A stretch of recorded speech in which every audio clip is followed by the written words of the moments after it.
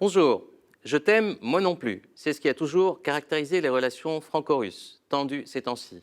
Aujourd'hui, nous plongerons dans l'histoire de la Russie éternelle, comme l'a qualifié le général de Gaulle, pour une lecture des caractéristiques de la gouvernance russe, celle des tsars d'hier et d'aujourd'hui.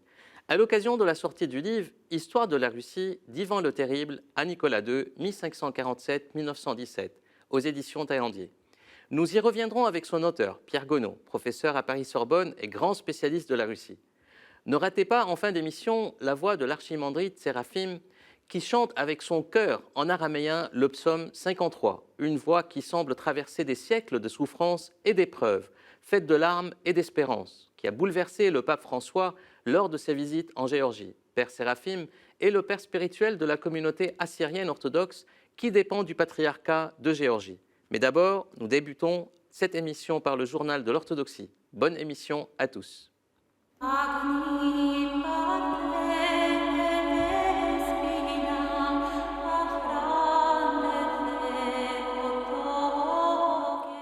Le primat de l'Église orthodoxe de Grèce, l'archevêque Jérôme, s'est exprimé récemment contre les plans de l'État de séparer unilatéralement l'Église de l'État. Une telle décision, dit-il, exige le consentement du peuple. Chypre, c'est à Nicosie du 8 au 11 octobre 2016 que s'est tenue la réunion ordinaire annuelle du Comité des représentants des Églises orthodoxes auprès de l'Union européenne, dédiée à la liberté religieuse et confessionnelle des chrétiens orthodoxes dans le monde. Londres, visite pastorale du 15 au 18 octobre du patriarche Cyril de Russie à l'occasion du 300e anniversaire de la présence de l'Église russe dans les îles britanniques. Diverses manifestations, parmi lesquelles une rencontre au sommet et à huis clos avec la reine Élisabeth II et un office pour la mémoire du métropolite Antoine Blum, figure de premier plan de l'orthodoxie en Grande-Bretagne qui employa ses forces au développement du diocèse russe de Souroge, fondé en 1962. Italie, rencontre fin septembre à Chieti de la Commission mixte internationale pour le dialogue théologique entre catholiques et orthodoxes. Le document vers une compréhension commune de la synodalité et de la primauté au service de l'unité de l'Église a été signé. Bucarest, un office pour la mémoire du père Dimitrios Sinaloe, le plus grand théologien orthodoxe roumain du XXe siècle, décédé le 5 octobre 1993, a été célébré le 5 octobre dernier. Publication aux éditions Sainte-Geneviève du séminaire russe d'Épinay-sous-Sénart, un livre consacré à Lydia Ouspensky pour le 10e anniversaire de son décès, après celui de son mari, le plus célèbre iconographe et théologien de l'icône, Léonide Ouspensky, décédé en 1987. Un nouveau bébé du père Michel Queneau, qui continue ses séries passionnantes et passionnées de la pédagogie par l'icône. Là, il s'agit de maladies et de guérison et des saints médecins dans l'orthodoxie. Une histoire des papes de Pierre à François. Voilà un livre là aussi passionnant et actuel d'un grand spécialiste de la papauté, John O'Malley, professeur à Georgetown, avec des développements très intéressants sur le saut dans la modernité de la papauté et la mondialisation de l'institution pontificale.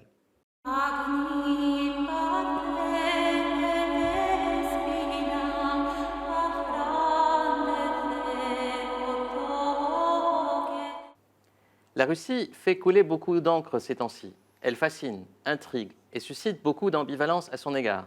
Certains la sanctifient, d'autres la diabolisent. Le général de Gaulle refusait de voir dans la Russie soviétique autre chose qu'un avatar temporaire de la Russie éternelle et dans son gouvernement une forme modernisée d'une fatale autocratie. C'est de la profondeur historique de cette Russie éternelle, de cette Russie tsariste et de ces 4 siècles d'autocratie impériale que nous allons parler avec mon invité Pierre Gonod à l'occasion de la sortie de son dernier ouvrage, Histoire de la Russie, d'Ivan le Terrible à Nicolas II, 1547-1917, aux éditions Taillandier. Nous évoquerons bien entendu les figures emblématiques des tsars qui l'ont marqué, d'Ivan le Terrible, Pierre le Grand, Catherine II, Alexandre II et le dernier des tsars, Nicolas II. Je ne sais pas si c'est le dernier.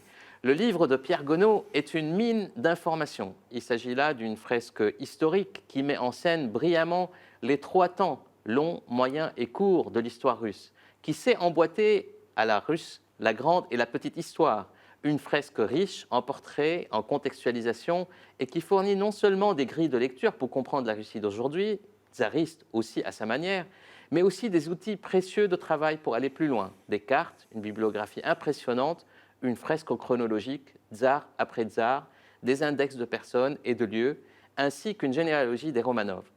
Pierre Gonod est professeur à l'université Paris-Sorbonne et directeur d'études à la section des sciences historiques et philologiques de l'école pratique des hautes études. Il est également l'auteur d'Ivan le Terrible ou Le métier de tyran, aux éditions Taillandier 2014.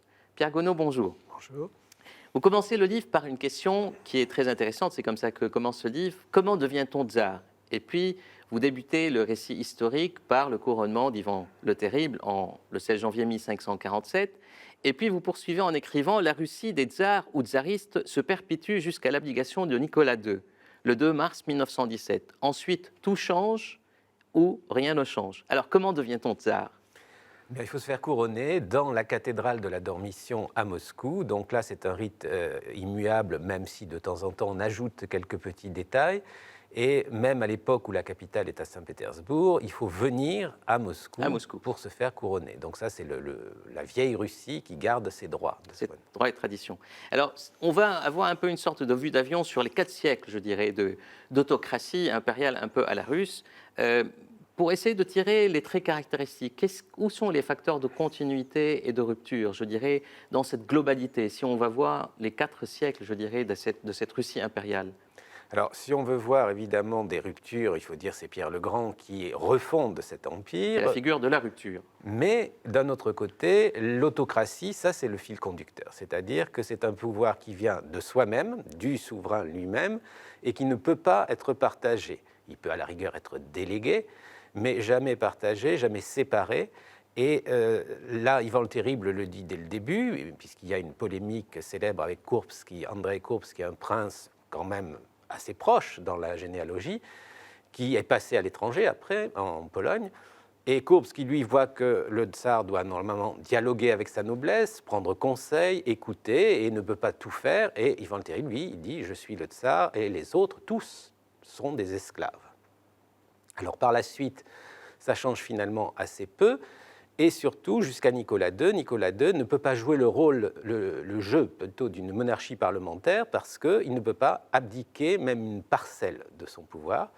Et donc, ça ne peut pas faire comme la monarchie anglaise où on admet finalement une sorte monarchie constitutionnelle. Voilà, de jeu comme ça. Et pourtant, il y a eu des alertes, en fait, avec les décembristes et d'autres. Il y a eu déjà en 1730 une première tentative d'imposer des conditions à la première, à l'impératrice Anne, la deuxième en fait, et elle s'est arrangée pour rejeter ces conditions avec l'appui de la grande majorité des nobles, parce que, et c'est là aussi un contrat tacite, on préfère l'absolutisme total du souverain plutôt qu'une oligarchie. Les oligarques ont toujours très mauvaise presse, et en fait, ce qui se profilait, c'était qu'il y aurait une sorte de contrôle par 7, 8 grandes familles. Et ça, le pays et la noblesse, en tout cas, n'en veut pas. Et cette autocratie absolue, qu'est-ce qui l'explique quelque part? Est-ce que c'est le fait que c'est un pays immense, où il y a les 4 saisons? Est-ce que c'est l'immensité de la Russie qui dicte ce pouvoir autocratique centralisé? Mais on peut dire aussi que le terme de tsar est très important. Il vient de César. C'est une adaptation. Qui n'est pas un terme russe, d'ailleurs. Non, c'est une adaptation slave. Mais au fond, il y a 3 couches, on pourrait dire, en plus de la couche romaine qui est un peu distante.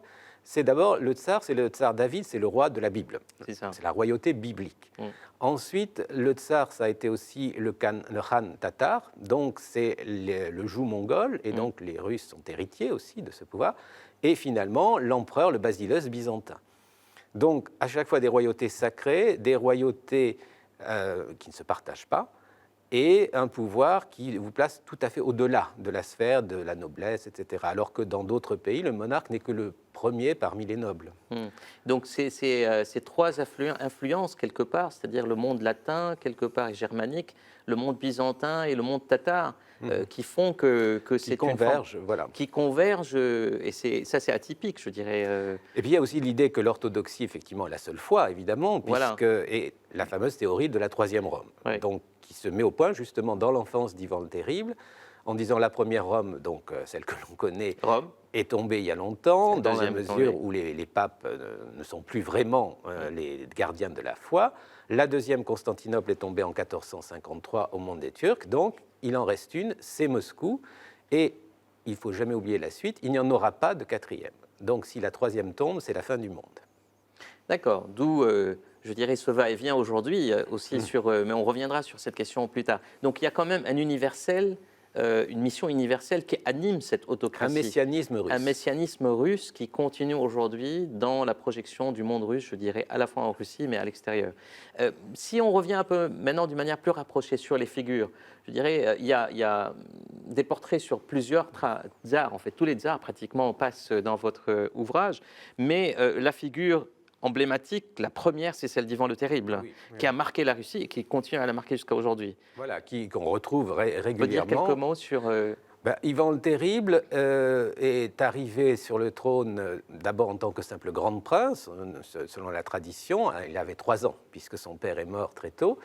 Mais à l'âge de 16 ans et demi, il se fait couronner. Et là, dès lors, ce sera ce rite qui change la nature même de la monarchie moscovite.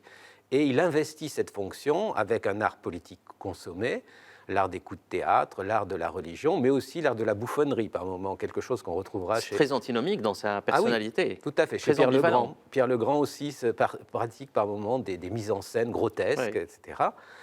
Et il instaure cette idée de terreur, Ivan le Terrible. Alors le surnom qu'on lui attribue vient un peu plus tard, mais c'est-à-dire c'est une terreur salutaire. On doit avoir peur de Dieu, du souverain, comme on a peur de Dieu. C'est une radicalité extrême. Voilà. Et avec l'idée aussi que finalement, il protège le peuple. D'accord.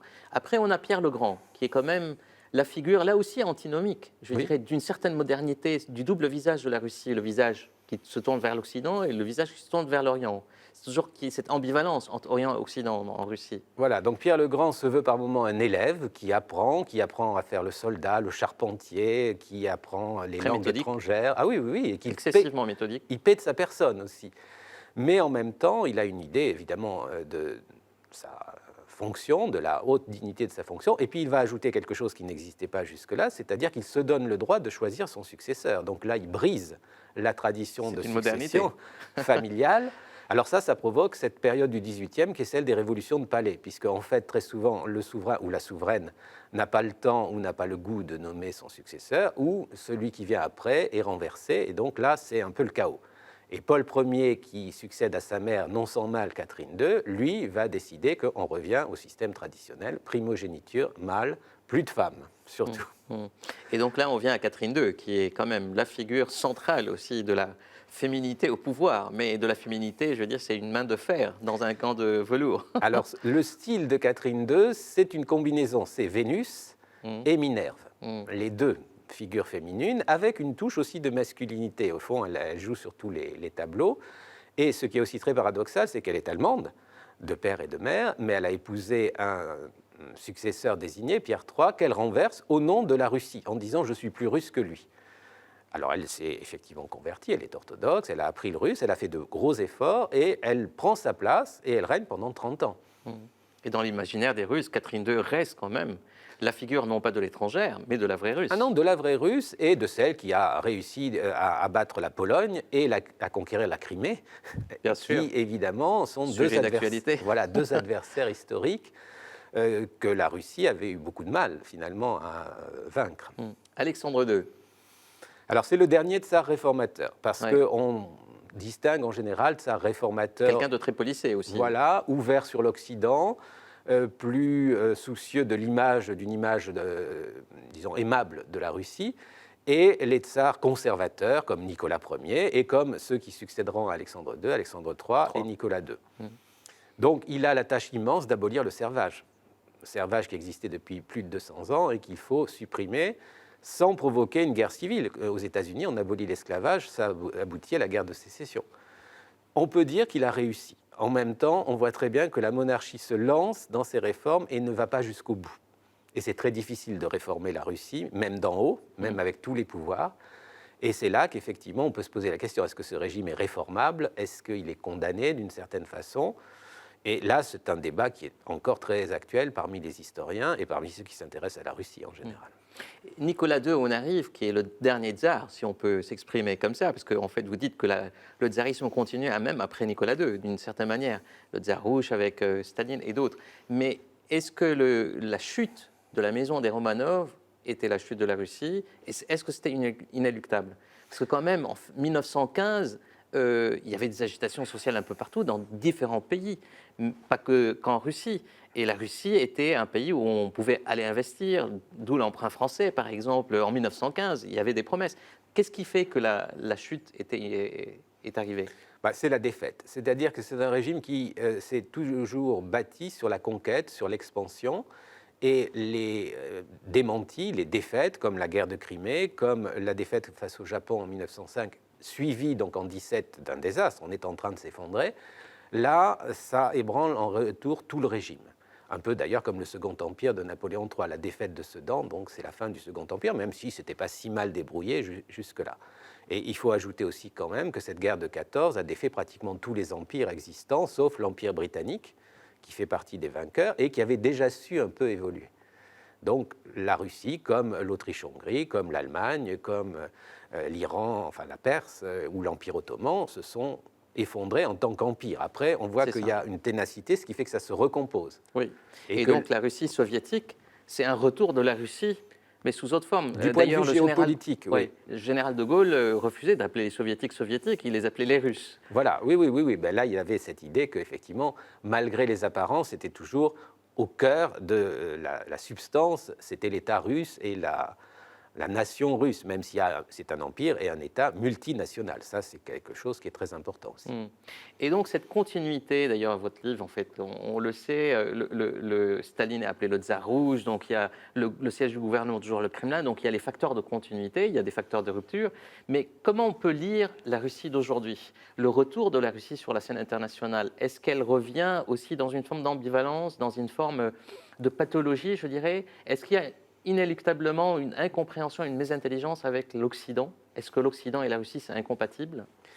C'est-à-dire que c'est une relation ambivalente où la Russie veut être occidentale, elle le revendique très souvent, elle est chrétienne d'abord, elle le dit, elle appartient aux nations de l'Europe, et en même temps, elle dit nous sommes en même temps en dehors, et il y a une émulation, une rivalité, une incompréhension, et aussi une mentalité de siège, héritée de périodes antérieures, mais qui se maintient, où tout le monde est contre la Russie, quelque part. Alors, c'est le plus grand pays du monde sur la carte, et en même temps, il se sent... le pays des 4 saisons. Voilà, il se sent pas en sécurité. Donc, il y a cette ambiguïté fondamentale.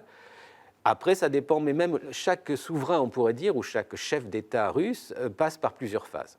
Une phase d'ouverture, d'occidentalisation, une phase de fermeture, de méfiance, et parfois, ça se fait plusieurs fois de suite. Et aujourd'hui, comment vous voyez la phase actuelle? Est-ce que c'est une phase de crispation ou c'est une phase où la Russie cherche à s'imposer, je dirais, sur la scène? C'est une phase de repli, mais de repli agressif, on va dire. C'est ça. Et où en même temps, la Russie cherche, comme d'habitude, à retrouver des frontières plus larges, en particulier donc dans les zones de la Crimée, de l'Ukraine, etc., où elle considère qu'au fond, là, ce sont ses domaines, c'est sa zone d'influence, et elle a quelque chose à dire là-bas. Alors, sur les autres théâtres, c'est plus difficile à analyser sur la longue durée, mais bon, la confrontation avec les Turcs, l'Empire ottoman, au fond, elle est très ancienne aussi. Elle est toujours là. Et on est toujours dans la géopolitique impériale de la Russie impériale, d'une certaine manière. Oui, ça, actuellement. c'est clair. D'accord. Merci beaucoup. Merci. C'était très riche et très intéressant. Il faut un peu plus de temps pour pouvoir développer et décliner un certain nombre de sujets, mais on a fait un bon survol. Merci beaucoup, Pierre Gonod. Merci. Et moi, je vous dis à la prochaine émission. Et maintenant, on va entendre une belle vidéo, voir une belle vidéo et entendre la belle voix de l'archimandrite Séraphim. Et je vous dis à la prochaine émission.